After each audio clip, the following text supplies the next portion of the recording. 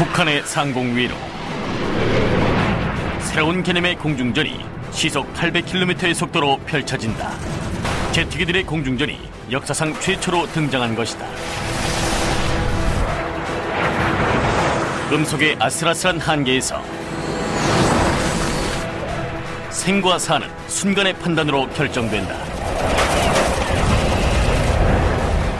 이제 우리는 소련의 미그 15기와 싸우는 미군의 F-86 세이버 조종석에 탑승하여 공중전의 역사를 새로 쓰는 제트 에이스들의 활약을 지켜보려고 한다. 전장 속으로 뛰어들어 전술을 해부하고 공중전을 체험해본다. 1951년 5월 20일 미군의 F-86 세이버 편대가 적진 북한의 신의주 상공을 시속 800km로 질주한다. 이들의 임무는 미그기를 유인하여 최대한 많은 수를 격추하는 것이다. 이 파일럿들은 제트 엔진이 활약하는 새로운 공중전 역사의 선구자들이었다.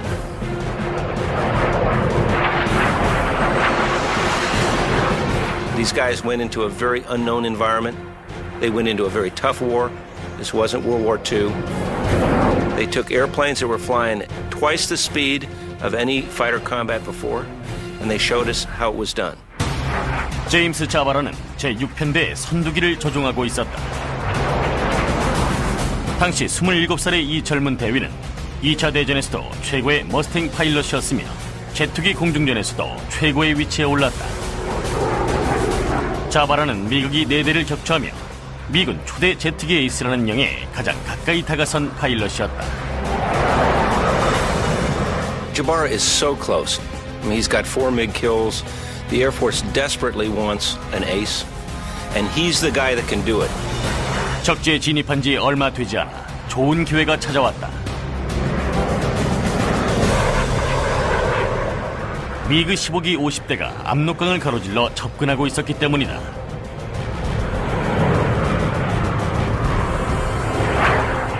자바라는 전투를 위해 연료 탱크를 떼어냈지만 문제가 발생했다. He loses only one of his tanks, gets a huge asymmetric rocking motion on the aircraft, probably bangs his head off the canopy, has a difficult time controlling the airplane. 연료 탱크와 연결된 날개에 핀이 어는 현상은 추운 북한 상공에서 흔한 문제였다. 지침에 따르면 기지로 복귀해야 했다. He puts both hands on the stick, steadies it, and gets the aircraft back under control, and then in a very short amount of time has to make that critical combat decision. Can I still fight with this airplane? Now, his judgment is weighed with his aggressiveness, and his aggressiveness wins out. 자바라와 미군 파일럿들은 다가오는 적들을 향해 오른쪽으로 방향을 틀었다. 전투기들은 초속 470m의 속도로 빠르게 가까워지고 있었다. 이런 속도에서는 정확한 사격이 불가능하다.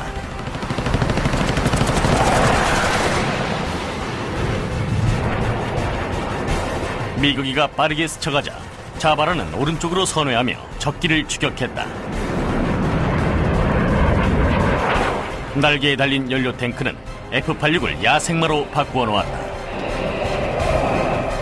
Probably pulling 30, 40, 50 pounds of stick force right there and trying to control his jet as he's pulling lead out in front. 자바라의 요기 파일럿 살바토 캠프가 뒤에서 접근하는 미국이 3대를 감지했다. 미국인은 위에 있었기 때문에 강하로 시속 160km의 이득을 볼 수 있었고 아래에 있던 자바라와 캠프에게 순식간에 접근할 수 있었다. 미국이들이 덮쳐오자 자바라는 오른쪽으로 선회했다. 미국의 강하 속도를 역이용하여 일부러 추월당한 것이다. Jabara's brake turn up to the right forces 2 MiGs to go right by and continue to go. 1 MiG, for one reason or another, decides to peel off to the left, exposing his belly to Jabara. 자바라는 기체를 왼쪽으로 급선회하며 미국이 꼬리를 조준했다. Not only is that the sign of a good fighter pilot, but it's a sign of a good fighter pilot in the new jet age. Things happen extremely fast, and those that are able to react almost before it happens are able to take advantage. 적기는 강하며 좌선회를 유지했고 자바라도 놓치지 않고 항로를 따라 추격했다. 이 정도 고도에서 선회하는 상황이라면 미그 15와 F-86의 조건은 동일하다. 하지만 자바라에게는 G수트라는 보호 장비가 있었다. 2차 대전 당시에 고안된 G수트는 제트기의 시대를 맞으며 공중전의 필수 장비가 되었다. G수트가 자바라의 다리와 복부를 압박하여 피가 머리에서 빠져나가는 현상을 막아주었기 때문에 자바라는 의식을 잃지 않고도 미국이 파일럿보다 좁은 각도로 선회를 할 수 있었다. 이제 5번째 격추 준비가 끝나고 적기가 조준선에 들어왔다. 자바라는 12.7mm 중기관총을 사용하여 미국이를 명중시켰다.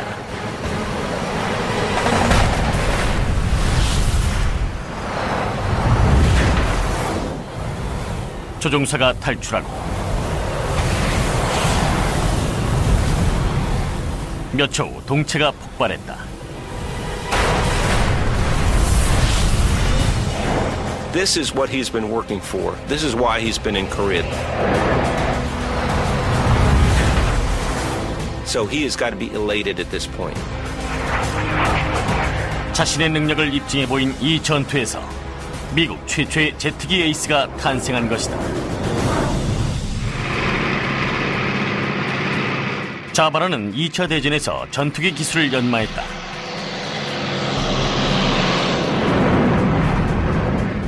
그리고 전쟁이 끝난 후에는 차세대 전투기인 제트기의 최초 탑승 파일럿 중 하나가 되었다.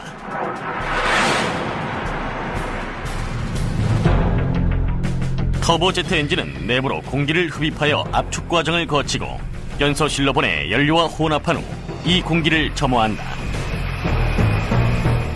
갑작스런 폭발 팽창력은 터빈 후방의 배기구로 방출되며 엄청난 양의 추진력을 일으킨다.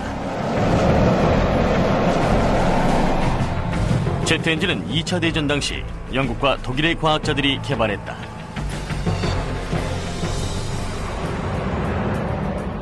종전 무렵 독일군은 최초의 제트기 Me-261을 전장으로 출격시켰다. 두 개의 터보제트 엔진의 힘으로 이 전투기는 기존의 전투기보다 시속 160km 이상 빨랐다. Me-262는 제트 엔진 기술과 혁신적인 후퇴익 설계가 적용된 기종이다. 후퇴익은 기존의 직선익에 비해 낮은 공기 저항을 받기 때문에 더 높은 속도를 낼 수 있다. 미국과 러시아도 전쟁을 거치며 미그 9기와 P-59 에어라 코메시라는 제트 전투기들을 개발했다.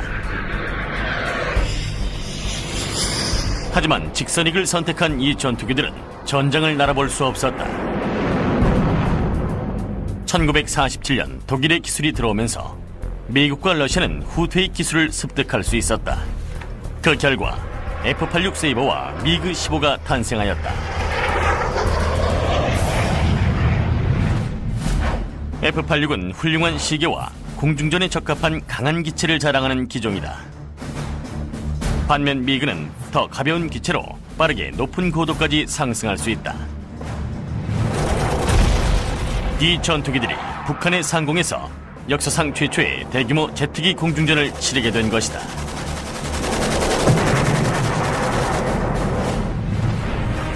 (1951년 5월 20일) 초고속 공중전이 시작된 지 6개월이 지난 지금 자바라가 미국 최초의 제트기 에이스가 되었다. 하지만 아직도 싸워야 할 적기의 수가 많이 남아 있었다. There was never an inclination in his mind to break off and go home just because he made ace. His job in Korea was to kill MiGs. 자바라는 고도 6,000m까지 상승했지만 그의 요기가 보이지 않았다. 아무도 지켜보지 않는 가운데 6번째 격추를 기록하고 두 대와 교전을 벌였다.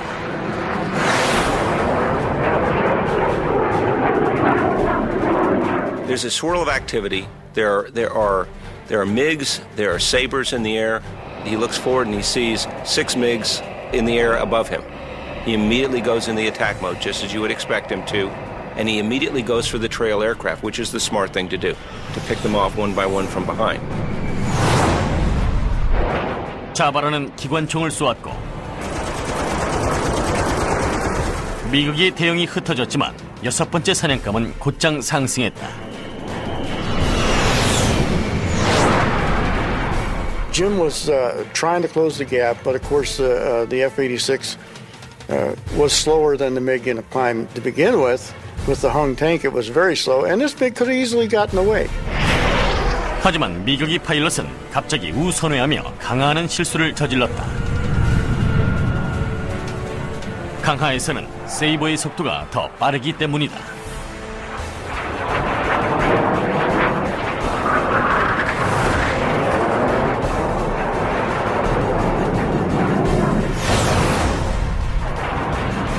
자바라의 조준 사격으로 적기의 엔진이 파손됐다.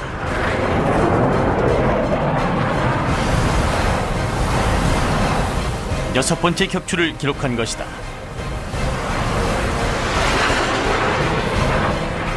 갑자기 자바라의 조종석 위로 예광탄이 지나갔다. 기체를 돌리자 6시 방향에서 미그기가 보였다. 미그기는 추락한 동료의 복수를 위해 접근하는 중이었다. Well, now Jabara has committed a couple of cardinal sins. Don't engage if you can't drop your tank. Don't engage if you don't have a wingman. Don't fixate on the target. And that's exactly what he's done in this case. 자바라는 제트기 에이스를 향한 모험에서 목숨을 잃을 수도 있다는 것을 깨달았다. 1951년 5월 20일 자바라 대위는 미국이 2대에게 쫓기고 있었다.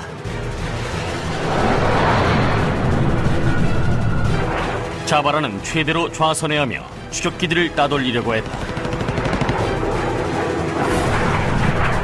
37mm와 23mm 포화가 세이버의 오른쪽을 아슬아슬하게 지나쳤다. 자바라는 J-47 엔진의 2.3톤 추진력을 최대로 가동했다.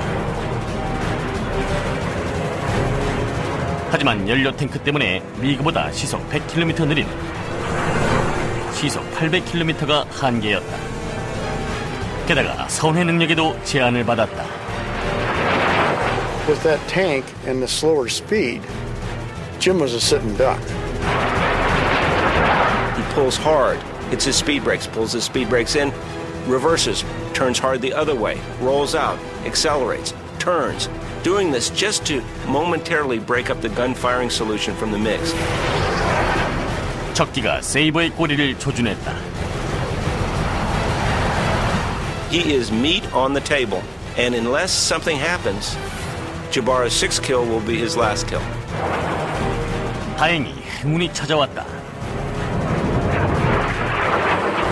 미군 파일럿 피츠와 할리가 상공에 등장한 것이다. 세이버는 이곳에 있었고 바로 아래 미그와 자바라가 있었다. 이들은 자바라를 추격하는 미그에게 급강하여 접근할 생각이었다.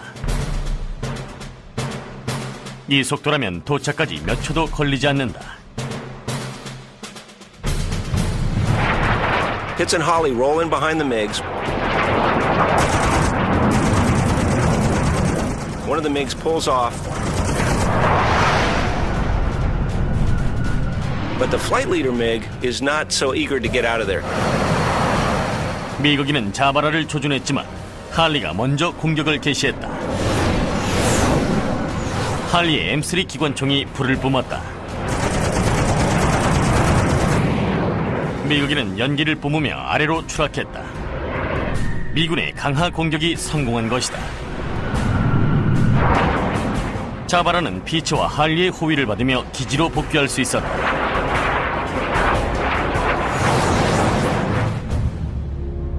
기지에서는 많은 사람들이 자바라를 기다리고 있었다. It was a great day. We had our first jet ace, and we had a big celebration on the ramp, carried him around. 자바라는 공군 수훈 십자 훈장을 받았다.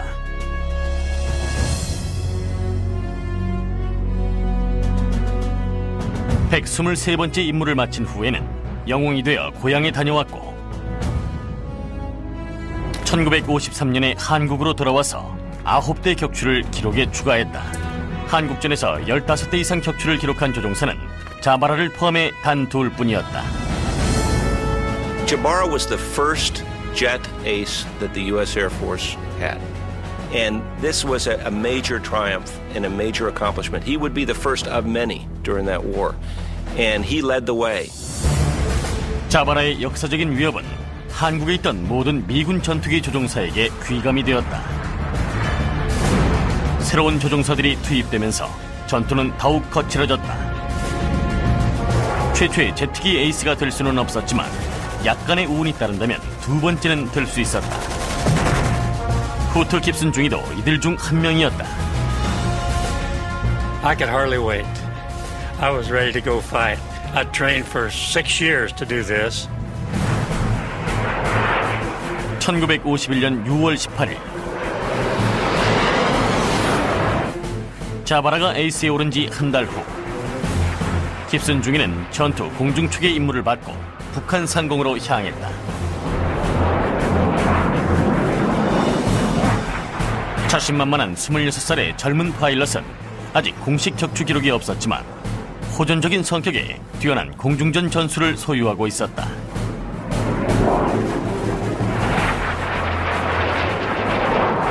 I had a lot of fighter time and a lot of experience simulating dogfighting. We thought we could whip anything, anybody in any airplane. 서해로 향하던 도중 깁슨은 3시 방향에서 반사된 빛을 감지했다. 미극이었다.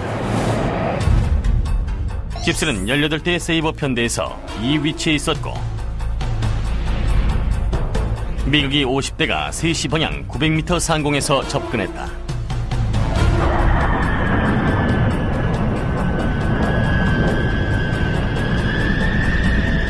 더 높은 고도에 위치한다면 교전의 장소와 시기를 선택할 수 있다는 이점이 있다.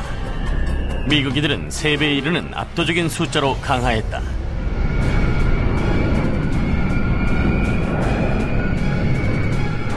세이버들은 다가오는 적기와 교전하기 위해 선회를 시도했다. 깁슨은 출력을 높이며 초속 200m의 속력으로 질주했다. 전투기들은 순간적으로 서로를 스쳐 지나갔다.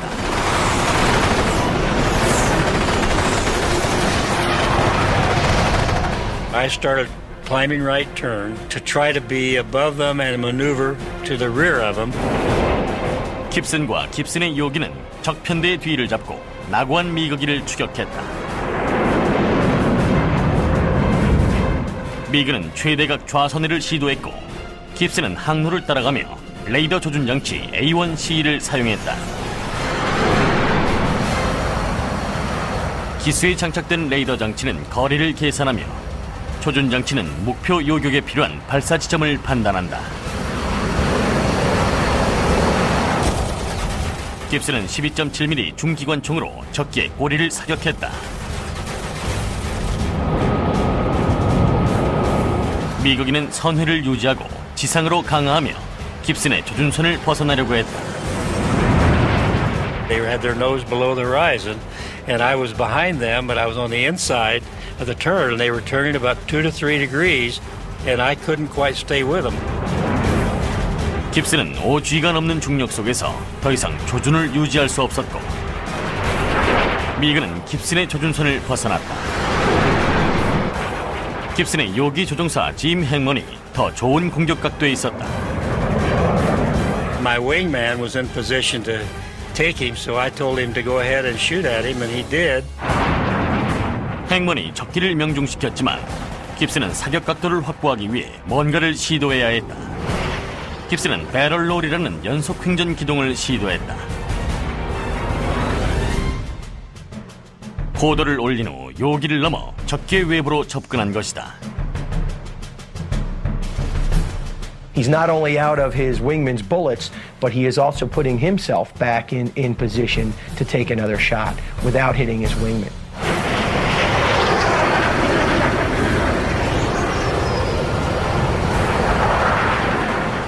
maneuvered in behind them and got a good burst on him.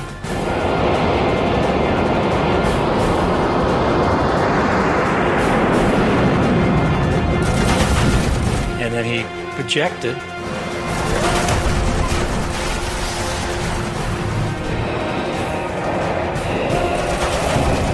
적기를 격추했지만 행문의 공격이 주요했기 때문에 기록은 행문에게 돌아갔다.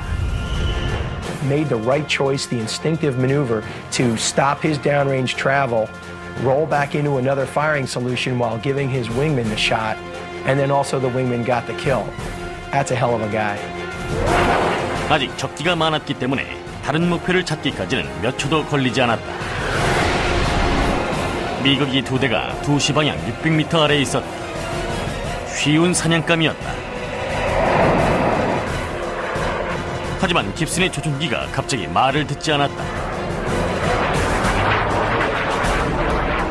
It was probably dirt in the circuit breaker or something. I just reset it with my hand, but it wouldn't reset. It kept popping out. 배짱이 없이는 영광도 없는 법이다. 조준기를 잃은 깁슨은 공격을 멈추지 않았다.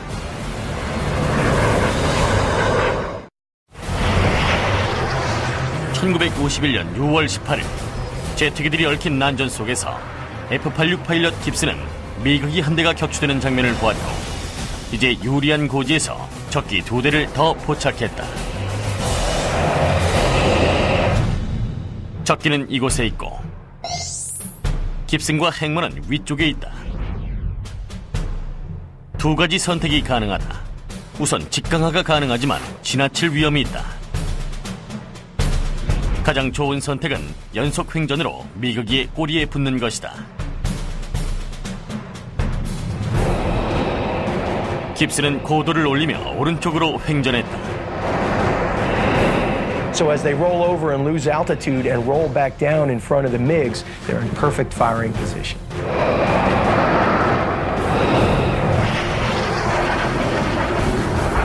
깁슨은 12시 방향의 적기와 같은 고도를 유지했다. 적기는 속도를 올리며 상승 능력으로 세이버를 따돌리려고 했다. 이대로 놓치지 않으려면 빠르게 대응해야 했다. I didn't have a gun sight anymore, so I had to stay close, and I'd say 400 or 500 feet, and I put the airplane in my windscreen at about where I thought the pipper would be.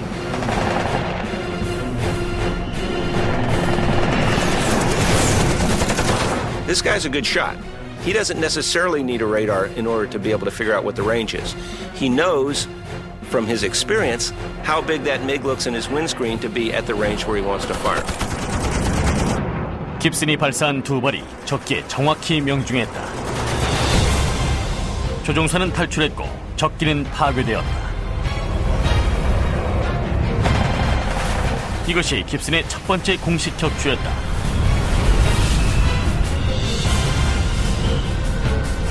적기는 그대로 추락하며 시야에서 멀어져 갔다. 깁슨은 2시 방향 아래에서 편대장 벤 에머트 중령의 기체를 확인했다. 미국이를 추격 중이었지만 혼자가 아니었다. 뒤에서 편대장기를 추격하는 미국이가 접근 중이었던 것이다. He had tunnel vision for that MiG, and I called him and told him I had a MiG was on his tail, but I would be able to take care of him. 깁슨은 서둘러 움직였다. 그리고 다시 한번 우선회하며 연속 횡전을 시도했다. 깁슨은 적기와 동일한 고도를 확보했다.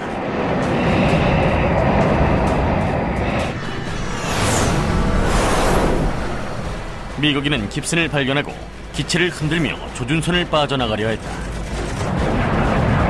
He turned to the left and maybe lowered the nose 3 or 4 degrees below the horizon. I stayed right with him. He turned back to the right, and he just helped me stay in position. And I got 2 more good bursts into him. 미국인은 불길에 휩싸였다.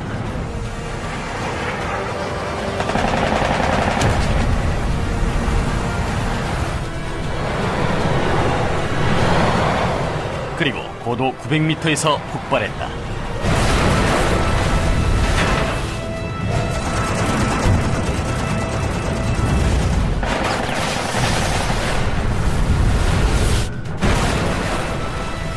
겨우 몇 분 동안 깁스는 3대의 격추를 목격했고 그중 공식적으로 2대를 격추했다. 미국의 차기 제트기 에이스로 한 발짝 다가선 것이다. 깁스는 3주 후인 1월 11일에 3번째 격추를 기록했고 4번째는 9월 2일이었다.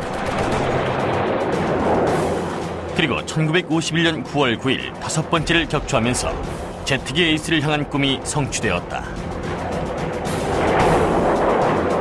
하지만 몇 분 차이로 딕 베커 대위의 5번째 격추에 뒤처져 버렸고 베커는 2대 제트기 에이스 자리를 차지했으며 깁스는 3번째 에이스가 되었다. I felt good. That's what we were supposed to be doing, and I felt like that we were getting payback for all the training I'd been given. 초기 제트기 에이스들은 2차 대전 당시 피스톤 엔진 전투기들이 사용하던 공중전 전술을 사용하고 있었다. 하지만 곧 더 높은 고도와 더 빠른 속도의 제트기 공중전에서는 새로운 전술이 절실했다. 한국전의 제트기 공중전에서는 연료 관리가 최우선이었다. 2차 대전에서 사용된 편대 진영의 대규모 편대보다는 세이버 4대를 교대로 전장에 투입하는 것이 자원 관리 면에서 훨씬 효과적이었다.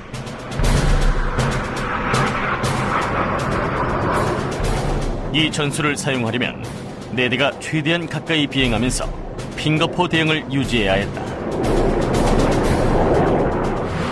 제트기의 속도에서 갑작스럽게 기동을 시도하면 대형에서 이탈하거나 요기와 떨어지기가 쉬웠다. 나고한 전투기는 요격당하기 쉬웠기 때문에 나고했을 경우에는 남쪽으로 비행하는 것이 지침이었다.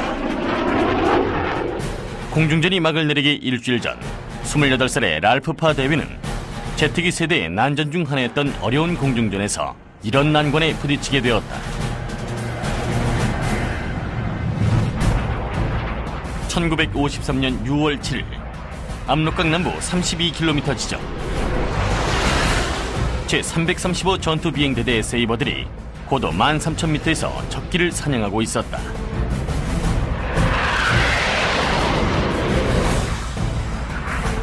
편대 선두기에는 알콕수 소위가 타고 있었다. 콕수의 요기에는 랄프 대위가 타고 있었다. The weather was absolutely beautiful. If it had been just slightly clearer and you could have got slightly higher, you could have seen Paris. The visibility was so good. 하지만 이런 평온도 순식간에 깨져버렸다. 9시 방향에서 미국이 편대가 사격을 가했기 때문이다. 랄프는 적기를 포착하고 왼쪽으로 급선회를 시도했지만 선두기는 오른쪽으로 급선회했다. 순식간에 대형이 깨져버린 것이다. 편대장은 콕스와 랄프에게 후퇴 후 대형을 다시 갖추라고 지시했다.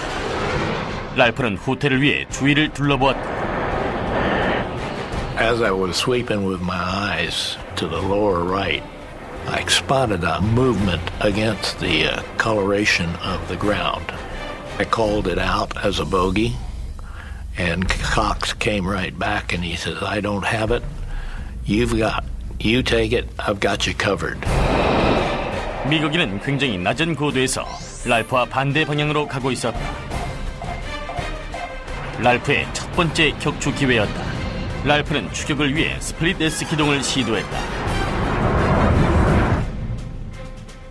랄프는 대면 비행으로 강하여 반대 방향의 미거기를 추격했다. 강하에서 얻은 속도로 적기와의 거리를 단숨에 좁힐 수 있는 기동이었다.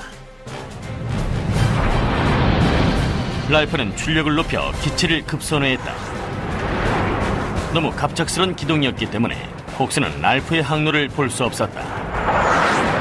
He called me and he said, I've lost you. Which way did you go? I said, I went straight down. Come on down, see if you can find me. 랄프는 시속 1070km로 가속하며 음속 장벽을 통과했다. 강하 중인 세이버가 마하 1을 통과하는 일은 흔했지만 세이버의 조종 계통은 이런 속도를 감당하기 어려운 수준이었다. The F-86 came around in an era when we were breaking the sound barrier and understanding transonics and what went on with airplanes when they did go supersonic. And in a dive approaching supersonic speeds, the flight control surfaces will be far less responsive, and it may be not possible to recover from a dive. 랄프도 수직 강화에서 빠져나오려면 4,400m가 필요하다고 알고 있었지만 이미 3,000m 고도로 떨어진 후였다. In the new jet age, things just get away from you. The speed builds up, and there's no way you can dissipate it because you don't have the aircraft controllability to slow your airplane down at that point. Even with idle boards, he's rocketing this jet at the ground at roughly 600 knots, 700 miles an hour roughly. And he's there, and he's about to die.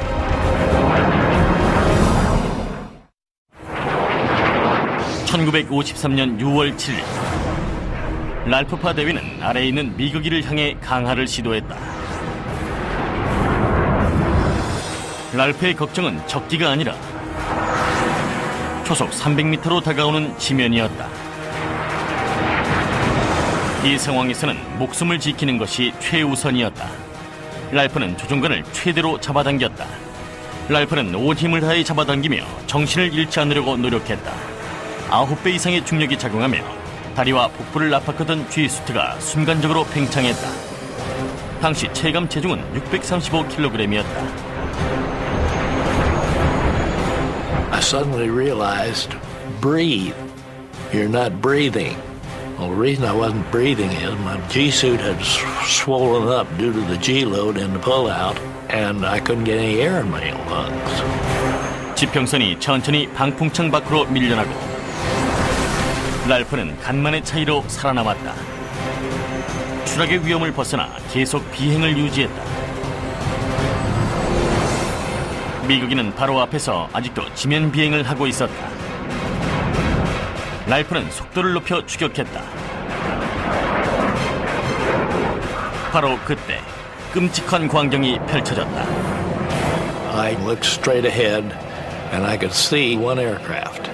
Within a split second I could see two, I could see four. The four multiplied into another four, and then the other four multiplied into another 8. 랄프 앞에 16대의 적기 편대가 등장한 것이다. 랄프는 혼자였기 때문에 평범한 전술은 불가능했다. 이곳을 탈출하기 위해서는 순전히 용기와 실력을 믿는 수밖에 없었다. 랄프는 앞에 있던 8대 중 편대장기를 조준했다.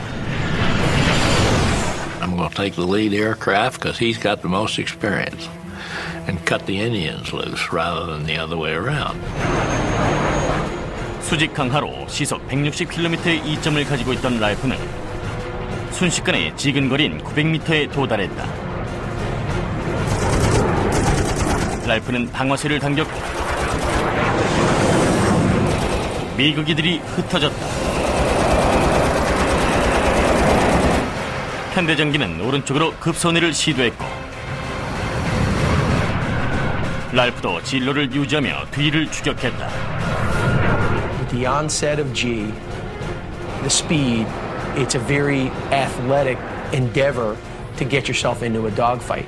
To go from weighing 190 pounds to 1,300 pounds in a split second and having that 1,300 pounds of weight on you for 30 seconds is unbelievable. 랄프는 정신을 차리고 목표를 주시하려고 노력했다.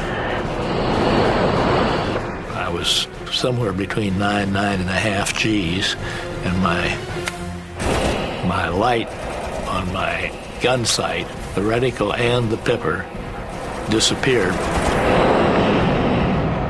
차단기 회로도 끊겨버렸다. 이 정도로 격한 기동을 시도했으니 기기가 이상을 일으키는 것이 당연했다. It was irritating. You're expecting to use it, you're depending on having it there, and all of a sudden it quits. 하지만 갈등할 시간은 없었다. 미그기를 따라잡기 직전이었기 때문이다. 지나쳐버린다면 모든 게 허사였다. 랄프는 출력을 공회전으로 줄이고 스피드 브레이크를 전개시켜 속도를 반으로 줄였다. To keep from overshooting him, I came up and left it in close to him, so we wound up pretty much canopy to canopy like this. 현대전기는 랄프의 기동에 대응하며 물러서지 않았다. 두 대의 제트기가 공중 발레를 펼치며 150m 고도에서 서로 마주보고 돌기 시작했다. 롤링 시저스라고 불리는 기동이며 적기를 앞으로 밀어내어 조준선 내에 잡는 것이 목적이다. 이 기동을 시도하기 위해서는 기체가 허락하는 최대한의 한계에서 점진적으로 속도를 줄이는 방법뿐이다. I was looking down through his canopy, and I could see his feet. I could even see the laces in his boots. 랄프는 방향타와 조종관을 적절히 사용했지만 미국이도 똑같이 기동했다. 극한 상황에서의 맞대결이었다. 조종 능력이 열쇠였고 누군가는 실수를 할 상황이었다. 미국이 파일럿이 실수를 저질렀다. 추진력을 조금 더 올린 탓에 랄프보다 앞에 선 것이다. I thought, friend, that cost you. And I booted outside rudder, outside aileron, and tried to slide in behind him. The next thing that went through my mind is, I'm gonna hit him. 랄프의 심장이 미친 듯이 뛰고 있었다. 세이버의 기수 바로 앞에 미그의 꼬리가 보였던 것이다. 위험할 정도로 가까운 거리였다. 세이버는 제트 엔진에서 분사되는 후류에 강한 충격을 받았고 랄프는 흔들리는 세이버의 추력을 줄여 뒤로 물러섰다. I pulled the trigger, I hit him. He zigged off to one side, and I latched onto him and climbed into the saddle. 하지만 미국이 편대장은 항복할 생각이 없었다. He rolled underneath, which caught me totally by surprise. I hadn't anticipated that at all. 미국인은 기체를 회전하며 빠르게 방향을 전환했고 후류를 이용하여 이득을 보면서 랄프를 궁지에 몰려고 했다. 랄프는 끝까지 붙어 있었지만 후류는 피해야 했다. 세이버가 순식간에 뒤집어질 수도 있기 때문이다. 이렇게 낮은 고도에서는 피할 만한 공간도 없었다. 하지만 랄프는 포기하고 싶지 않았다.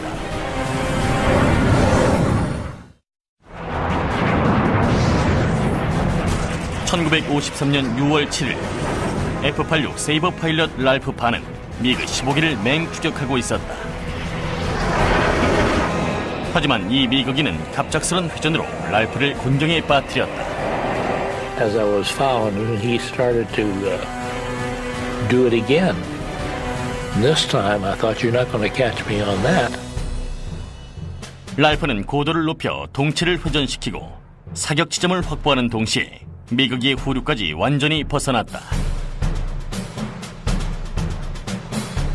I went over the top, and I was sitting there waiting on him when he came out of the tucking it under, and he was right in front of me. Then I let him have it. 미국인은 화려한 횃불처럼 타올랐다.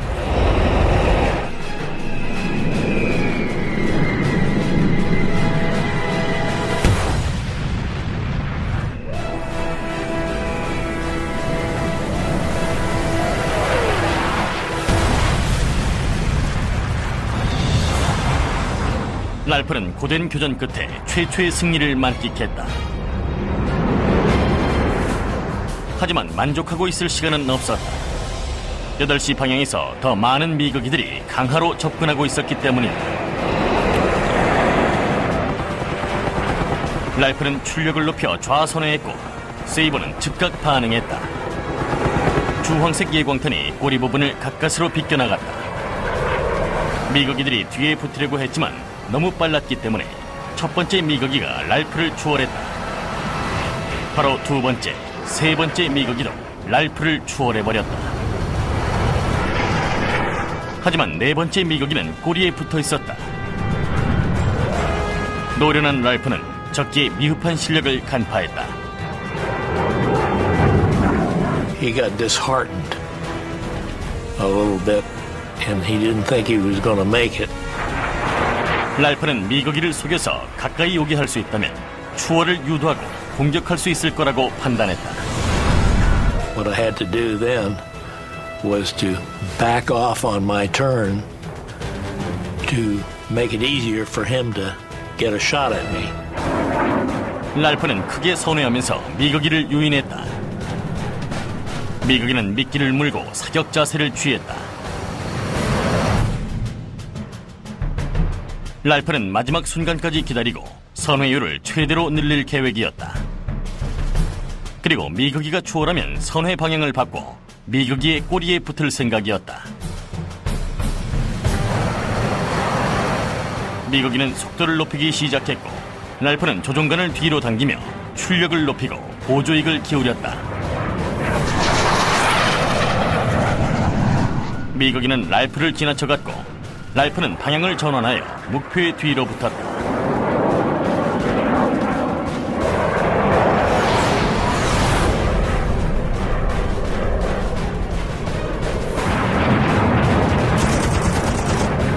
And then I took the tracers and just very slowly walked them up through his airplane.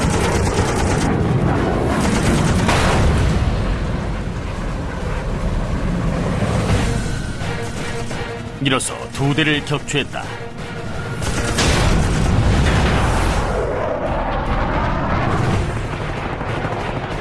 하지만 그와 동시에 또 다른 미거기가 사격을 가해왔다.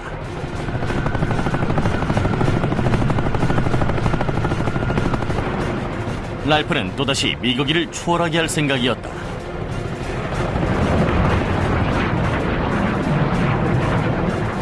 미거기는 빠르게 랄프를 스쳐갔고 교전이 불가능할 정도로 빨리 벗어났다. 미거기는 상승하여 다시 편대에 합류했다. 아군의 피해가 너무 컸던 것이다. 8분간의 숨막히는 공중전을 거치며 랄프는 16대의 미거기와 교전하여 2대를 격추했다.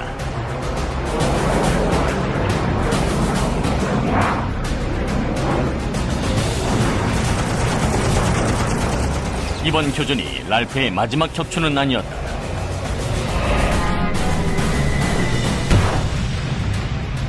그 후 랄프는 8대를 더 격추하며 미 공군 역사상 최고의 실력을 가진 조종사로 자신의 존재를 입증했다.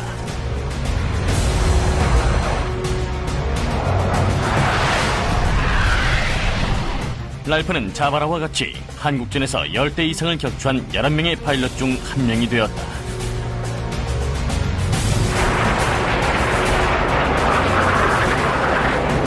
The jet aces of the Korean War were the pioneers of the sky. They were very much a no-excuses bunch, and they showed us the way. They provided us with some tremendous uplifting victories in that war. These are the guys that have mastered the speed, the new dogfight. They've used tactics of old, but they're doing it at breakneck speed. 한국전의 잔혹한 공중전에서 이 조종사들은 제트기 공중전의 교과서를 다시 썼다.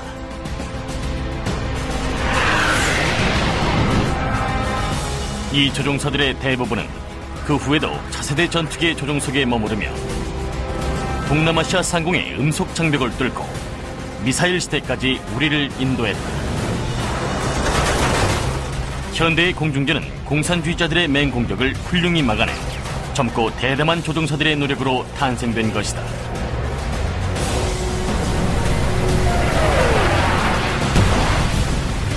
제트기 에이스들의 유산은 아직까지 남아있다.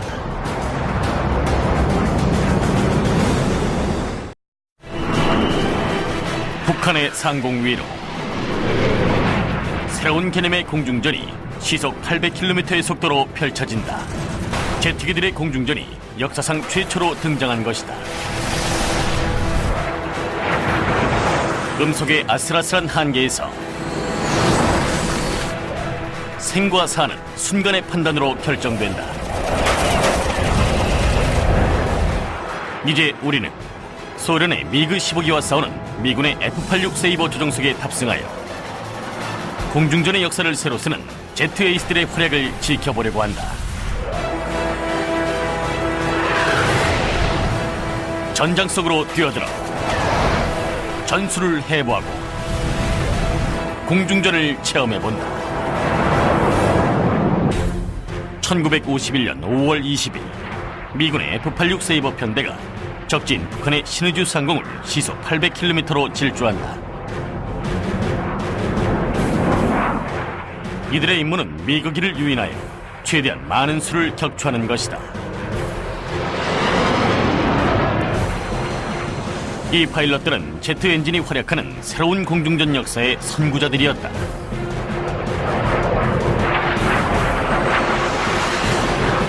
These guys went into a very unknown environment.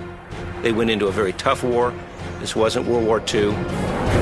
They took airplanes that were flying twice the speed of any fighter combat before, and they showed us how it was done. 제임스 자바라는 제6편대의 선두기를 조종하고 있었다. 당시 27살의 이 젊은 대위는 2차 대전에서도 최고의 머스탱 파일럿이었으며 제투기 공중전에서도 최고의 위치에 올랐다. 자바라는 미국이 4대를 격추하며 미군 초대 제트기 에이스라는 영예에 가장 가까이 다가선 파일럿이었다. Jabara is so close. I mean, he's got 4 MiG kills. The Air Force desperately wants an ace, and he's the guy that can do it. 적지에 진입한 지 얼마 되지 않아 좋은 기회가 찾아왔다. 미그 15기 50대가 압록강을 가로질러 접근하고 있었기 때문이다.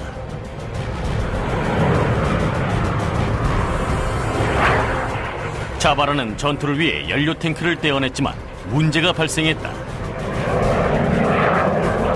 He loses only one of his tanks, gets a huge asymmetric rocking motion on the aircraft, probably bangs his head off the canopy, has a difficult time controlling the airplane. 연료 탱크와 연결된 날개 핀이 어는 현상은 추운 북한 상공에서 흔한 문제였다.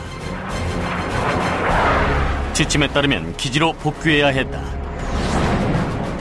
He puts both hands on the stick, steadies it, and gets the aircraft back under control, and then in a very short amount of time has to make that critical combat decision. Can I still fight with this airplane? Now, his judgment is weighed with his aggressiveness, and his aggressiveness wins out. 자바라와 미군 파일럿들은 다가오는 적들을 향해 오른쪽으로 방향을 틀었다. 전투기들은 초속 470m의 속도로 빠르게 가까워지고 있었다. 이런 속도의 좌선회를 유지했고 자바라도 놓치지 않고 항로를 따라 추격했다. 이 정도 고도에서 선회하는 상황이라면 미그 15와 F-86의 조건은 동일하다. 하지만 자바라에게는 G수트라는 보호 장비가 있었다. 2차 대전 당시에 고안된 G수트는 제트기의 시대를 맞으며 공중전의 필수 장비가 되었다. G수트가 자바라의 다리와 복부를 압박하여 피가 머리에서 빠져나가는 현상을 막아주었기 때문에 자바라는 의식을 잃지 않고도 미국이 파일럿보다 좁은 각도로 선회를 할 수 있었다. 이제 5번째 격추 준비가 끝나고 적기가 조준선에 들어왔다. 자바라는 12.7mm 중기관총을 사용하여 미국이를 명중시켰다.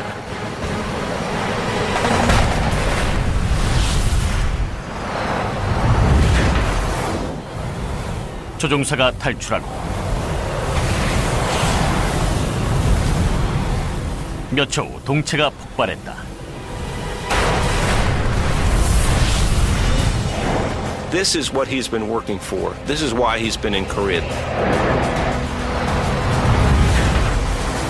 So he has got to be elated at this point. 자신의 능력을 입증해 보인 이 전투에서 미국 최초의 제트기 에이스가 탄생한 것이다. 자바라는 2차 대전에서 전투기 기술을 연마했다.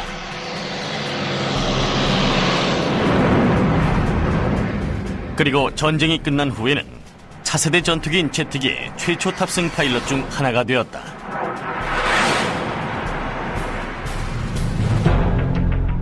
터보제트 엔진은 내부로 공기를 흡입하여 압축 과정을 거치고 연소실로 보내 연료와 혼합한 후 이 공기를 점화한다.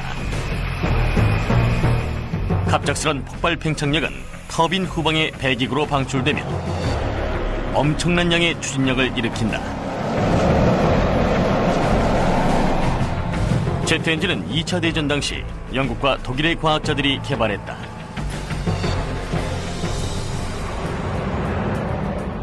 종전 무렵 독일군은 최초의 제트기 Me-261을 전장으로 출격시켰다. 두 개의 터보제트 엔진의 힘으로 이 전투기는 기존의 전투기보다 시속 160km 이상 빨랐다. Me-261은 제트 엔진 기술과 혁신적인 후퇴익 설계가 적용된 기종이다. 후퇴익은 기존의 직선익에 비해 낮은 공기 저항을 받기 때문에 더 높은 속도를 낼 수 있다. 미국과 러시아도 전쟁을 거치며 미그 9기와 P-59 에어라 코메시라는 제트 전투기들을 개발했다.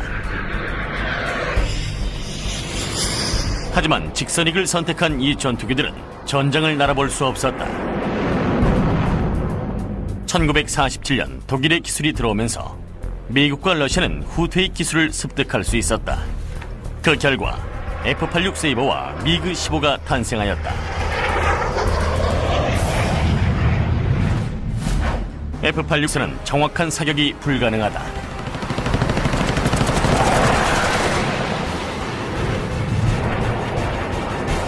미국이가 빠르게 스쳐가자 자바라는 오른쪽으로 선회하며 적기를 추격했다.